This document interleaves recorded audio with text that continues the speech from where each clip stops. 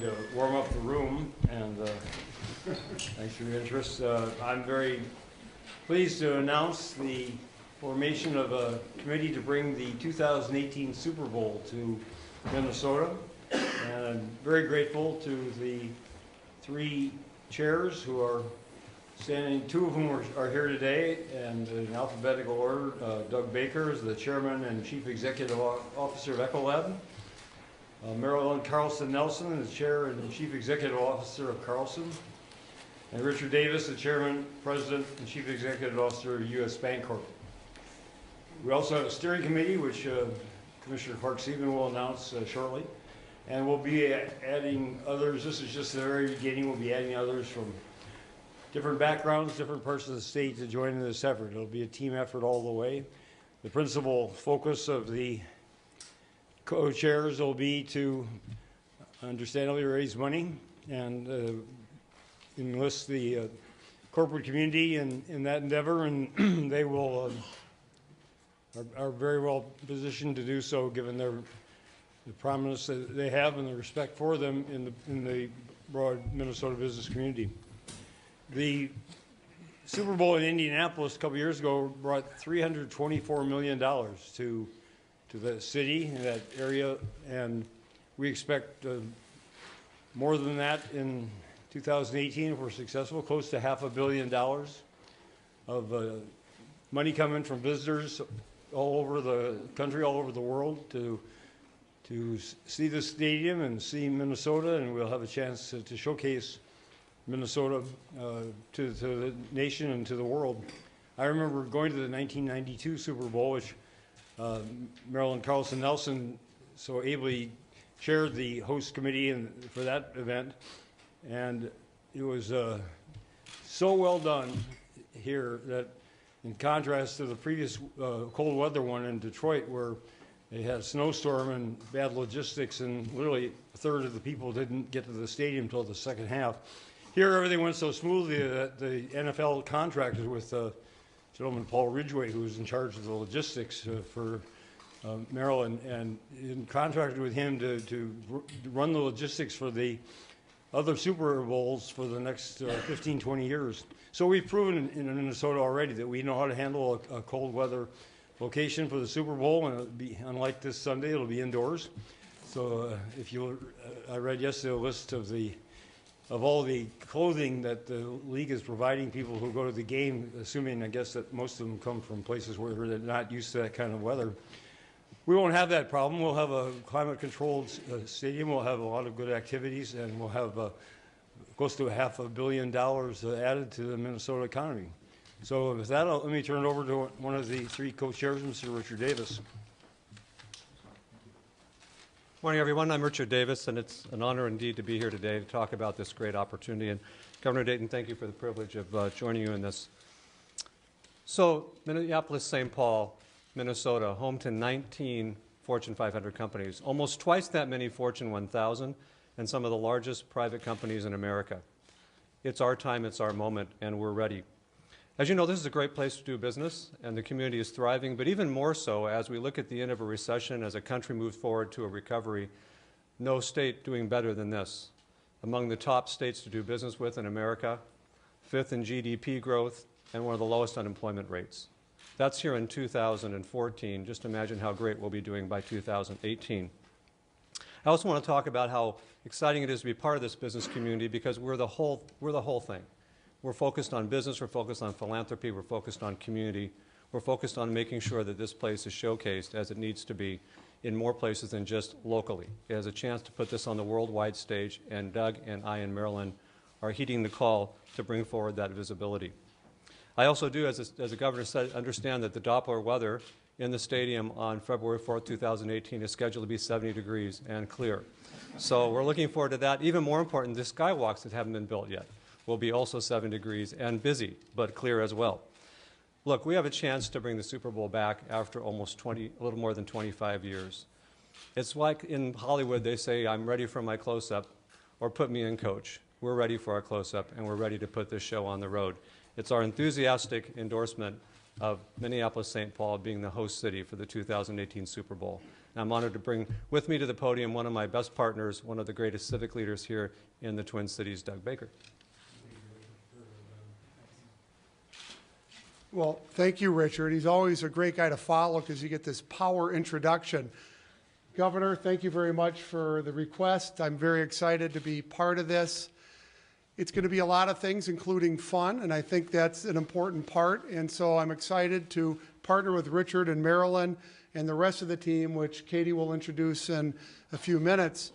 And I think Richard really went through. We have a lot to be proud of here in this region and in the state. This is a great opportunity to showcase our great economy, our great quality of life, all the things that we do, I think, so ably here. I was able to go, the only Super Bowl I've been to was the 1992 Super Bowl in Minnesota, because our company, Ecolab at the time, used it as a showcase event to bring in clients and also to say thank you to a number of people. I was a driver taking our clients around from venue to venue, and somebody snuck me a ticket at the last minute, so I was able to walk in for the second half, and it was a thrill of a lifetime. And I would say the production, what we did, really did put this region in a great light. We have that opportunity again, so I'm excited to be part of that. More, our 400 restaurant and bar owners, our hotels, all obviously are going to be big recipients and beneficiaries of hosting an event like this, and so we also look forward to the economic impact, which we've talked about. And to talk more about that, let me introduce Commissioner of Deed, Katie Clark-Sieben, who will talk about some of the work ahead as we move forward. So thank you. And as the governor mentioned, Marilyn Carlson Nelson is our third chair. She would have loved to have been here today, but I know she will do a great job in working with Doug and Richard in this effort. So as part of the Super Bowl Steering Committee, I'm honored to be here with you today to launch this effort to bring the Super Bowl to Minnesota in 2018. While our business community is thriving, the Super Bowl would add an economic benefit that is nearly unmatched by any other single event. The latest economic impact study done on the Indianapolis Super Bowl in 2012 showed a $324 million economic impact. In addition to the governor's support and the three co-chairs announced today, I'm also proud to introduce our steering committee, charged with creating an organization around this effort and supporting the co-chairs in their roles to bring the 2018 Super Bowl to Minnesota. In addition to myself, the steering committee includes Michelle Kelm-Helgen with the Sports Facilities Authority, Lester Bagley with the Minnesota Vikings, Rob Moore with the Minnesota Timberwolves and board chair of Meet Minneapolis, and Melvin Tennant with Meet Minneapolis. We also plan to develop a larger public-private committee comprised of labor, public and private sector, and community leaders to help support this effort. DEED is proud to partner with the co-chairs and the steering committee in our effort as part of the official campaign, and I want to end on a message to the public. We need everyone involved in this effort to bring the Super Bowl to Minnesota.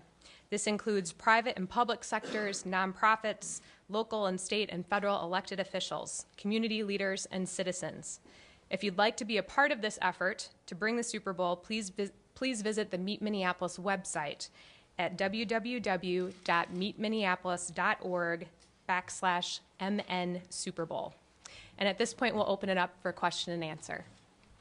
Even though the Super Bowl obviously will be played indoors, how much of a challenge is it to bring a Super Bowl to a cold weather city like Minneapolis?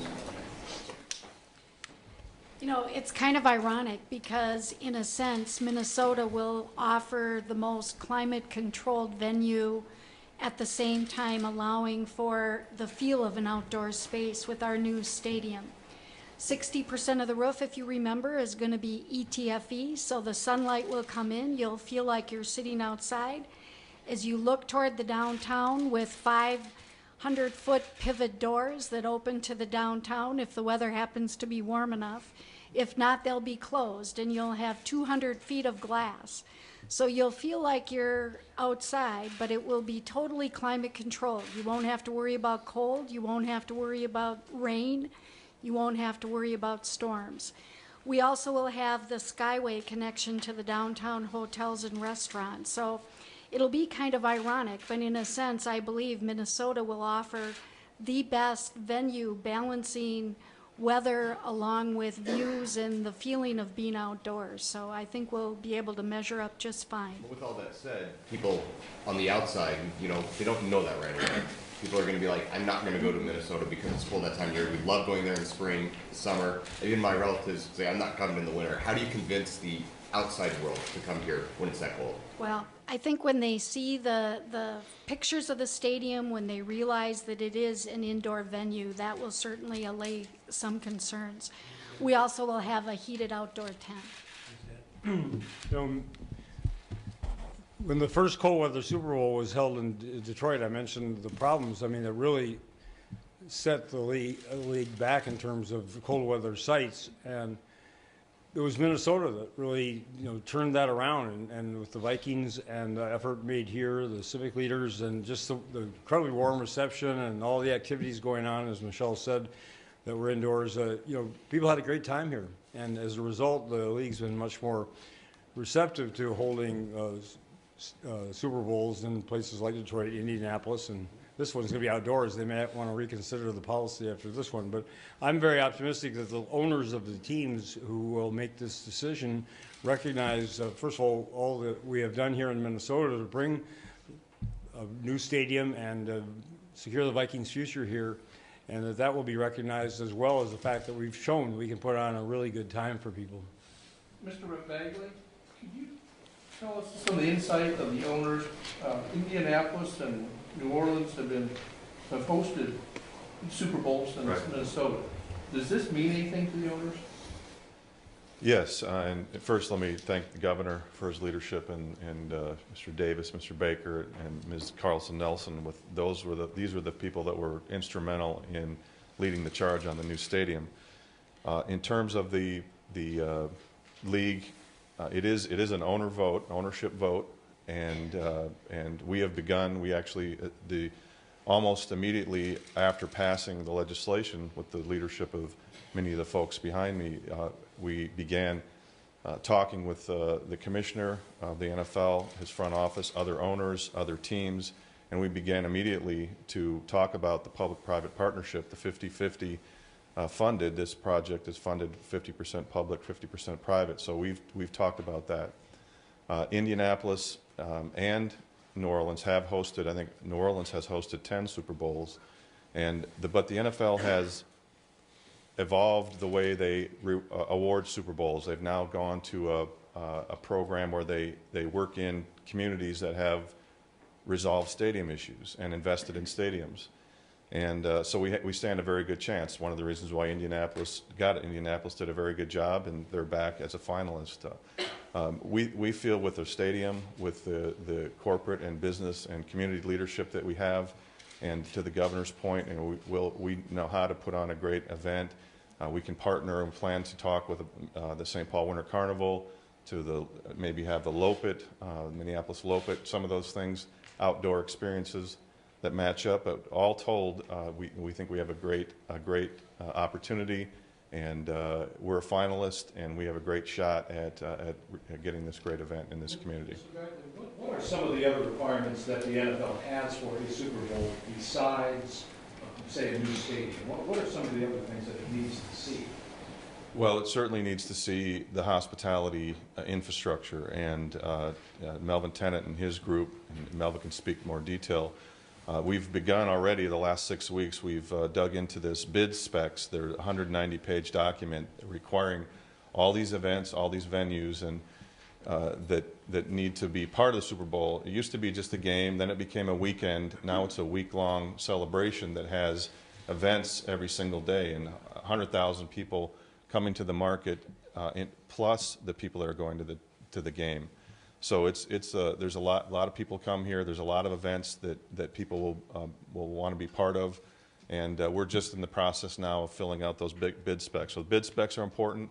Certainly, raising money and showing that there's an investment that needs to be made. The Indianapolis invested $25 to $30 million in their Super Bowl committee and project. Dallas closer to $40 million. So there's a significant number and effort that needs to be part of that as well. So So an investment in fundraising, infrastructure and hospitality, community business and state leadership, which we have today and will have for the next couple of years. But and this new stadium will be a great benefit in what these leaders did to accomplish the mission a couple of years ago. 281, how transparent will this effort be for the $25 to $40 million Will may have to raise? Will that be released to the public? 190-page spec document, will that be released? Well, Sure. Good morning.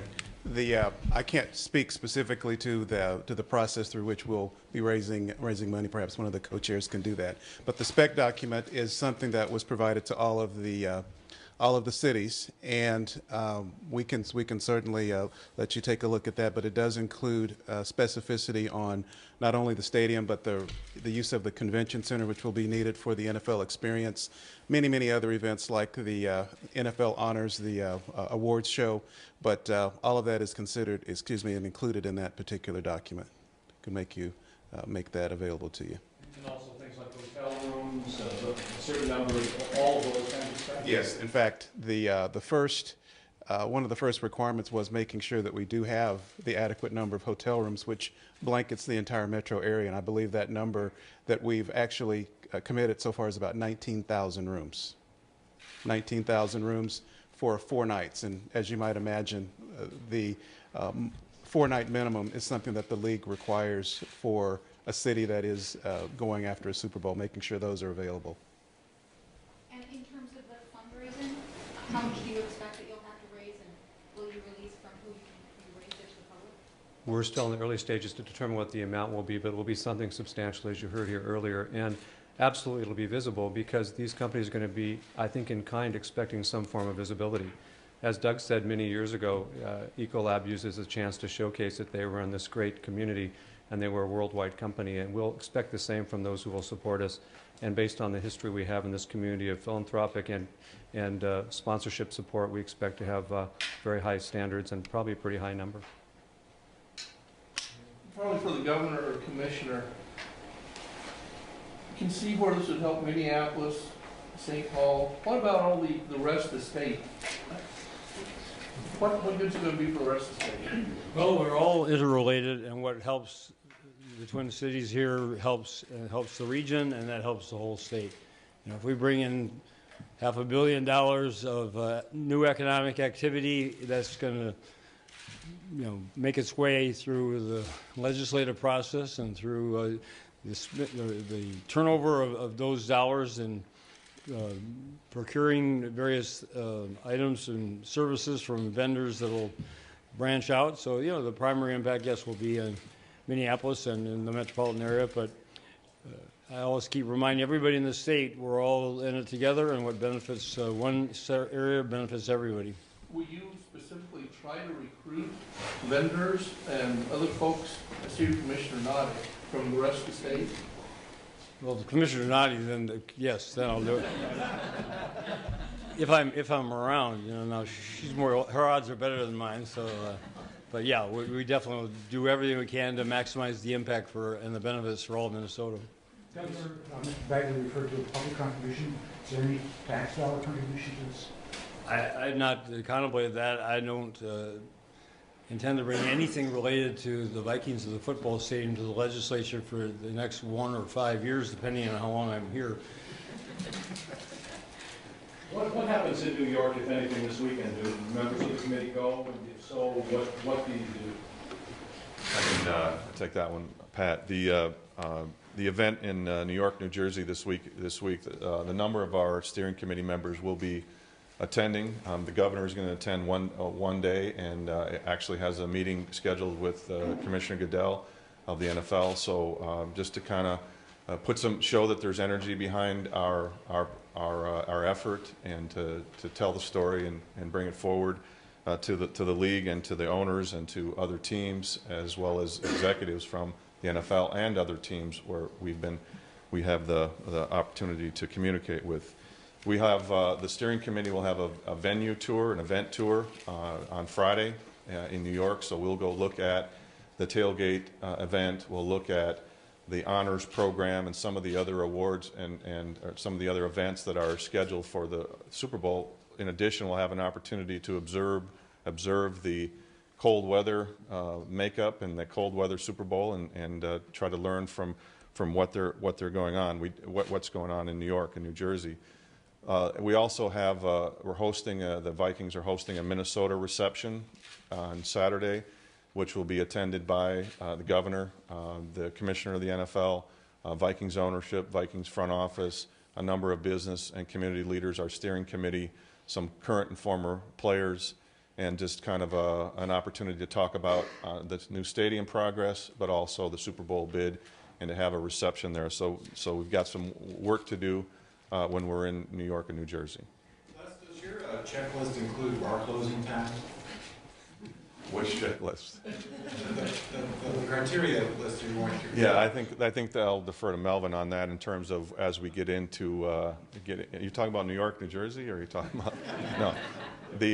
When we get into the details on our bid and talk about that issue, because we'll need to have partners in the hospitality community that get behind this, as well as our business and community leadership. The 1992 Super Bowl came 10 years almost after the Metrodome opened. You're asking for a Super Bowl just 2 years after this new stadium opens. Talk to us about the timing here. Why going for the 18 Super Bowl? Well, as I said, the NFL now awards and rewards communities for stepping up on stadiums. And, you know, if you look at the Super Bowl awards that are upcoming, this year's New York, New Jersey, that was a stadium that was delivered. Next year, it's in Arizona. Following that is Houston, and then 2016 is San Francisco. We're about 2 years behind San Francisco. I think it's a good example. Levi's Stadium will be open in 2014. The Viking Stadium will be open in 2016. San Francisco has been awarded the Super Bowl in 2016. We're trying to get the Super Bowl for 2018. We did bid, the bid is a window. We bid for 2018, 19, and 20. So we have a 3-year window, and we believe that 2018 is the right year. And you know, they've awarded Super Bowls to communities that have not completed stadiums, and we obviously have some serious work going on right now to finish the stadium. But we think it's in good shape, and it's a great venue, going to be a great venue, and it's been designed to host the Super Bowl, and it's been designed by the HKS architects who have also designed the Indianapolis and Dallas stadiums, both of whom have hosted Super Bowls. So we think that 2018 is our year. As Mr. Davis said, this is our time. We think we have a great shot at it. It is, again, an opportunity to get to deliver the promise that we tried to talk about the last many years at the Capitol about getting the stadium deal resolved. Will deliver multiple events and including a Super Bowl, and we think that we're in good shape there. Is the authority or is anybody else in the process of getting any other major events right now? National championships, that type of thing? We actually are working on a bid for the NCAA Final Four, and we're hoping to hear something very soon about that. We are hoping to be named a finalist for that as well. Their decision doesn't come until next November, but we have put in some preliminary bid prospects for that. So yes, we are beginning to actively market and sell our new stadium here as we move forward. I just add, since my sons own a bar, I'm going to recuse myself from the bar limit timeline. So thank you all very much. I'll be right with you. Ready to sit tight for a second.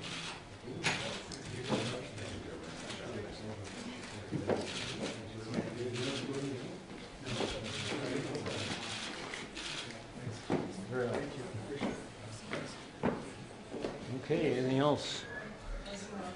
Governor, can you talk about what you expect, if anything, to do because of the natural gas situation, the LP situation, and the weather? Just what are you doing in those? Well, it's a really bad combination of factors. We have a conference call today with the group that we met with in December about who are the propane suppliers in Minnesota, distributors, and to find out the status situation, get their input, see what we can possibly do. Minnesota Congressional Delegation, I signed a letter to the President. It went out late Friday night that asks him to restrict foreign exports because that's siphoning off some of the supply that we desperately need here. The President and his administration did waive the restrictions that Texas was imposing on people leaving the state, licensure requirements, and that's been waived. And so we're doing everything we can, large and small, that can make a difference, and we'll search for those ideas again today. And then after that, I have a meeting this afternoon with Commissioner Rothman of Commerce, Commissioner Doman of Public Safety, others to talk about propane and natural gas, and also this transport of oil, given the car derailment and the spill that occurred in North Dakota, so we can be sure we're ready for that unlikely but very real possibility. On the transport of oil, do you have some ideas of what the state should be doing? Well, I need to learn more first. I can't answer that right now. That's for the purpose of the meeting this afternoon. And on the weather, you didn't touch on that. Are you expecting any other actions? A couple weeks ago, you closed schools. Are you thinking about that? Are you thinking about doing more with the National Guard now? Well, I was contacted yesterday afternoon by Chris Ide, the Director of Emergency Services for the state, and authorized the National Guard armories to be opened wherever she and the Guard deemed necessary, and that's a standing order for the next couple of days. I'll renew it if it's necessary. I had 2 high school students from Cretin-Durham Hall who came unannounced to the residents last night in the middle of the cold snap to make a special plea for closing that school because they claim they're one of only 2 schools in the whole metropolitan area that hadn't been closed, and they were going to open an hour and a half late. And the principal said, well, if Governor Dayton tells me to close the schools, I'll close it. I really appreciated that suggestion having been made, but I applauded them for their industriousness and told them that I unfortunately could not. So I didn't anyway. I don't intend. You know, we had an unusual circumstance with the statewide closing. It was the Friday before schools. Most schools were coming back from a 2-week holiday vacation. So we had superintendents and others who would be involved in making those decisions and then communicating those decisions to parents and teachers and like were not around. So we made that decision to close for the following Monday. I must say I received overwhelming support from everybody who can't vote till the next decade. One little girl about 3rd or 4th grade wrote me a card and she said, Mark, I love you. You're the bomb.com. And if anybody knows what the bomb.com means, I was told last night that a couple of teenage girls at an event that it wasn't vulgar and it meant something good. So I'm hopeful. But anyway, I don't intend to do any more of that unless there are extreme circumstances, which I don't foresee. I think the school districts are making that decision for themselves and can do so more appropriately. I heard a little chatter from the range and International Falls after the last one. Well, you know, high of minus 15 is, you know, that's normal up here, whereas a high of minus 15 in Rochester is not at all. So there is that variation of both the experience as well as temperatures, and I think it's best left to the local school districts at this point. The stadium bonds going on sale today, will that delay anything? I understand not. As I did last week, I thank the Minnesota Supreme Court and the appeals court for both acting swiftly and dismissing the suits. And this bond sale is going on today, and expect it to sell. And as far as I know, that won't delay anything to do with the implementation. Anything else? Thank you. Okay, Thank you.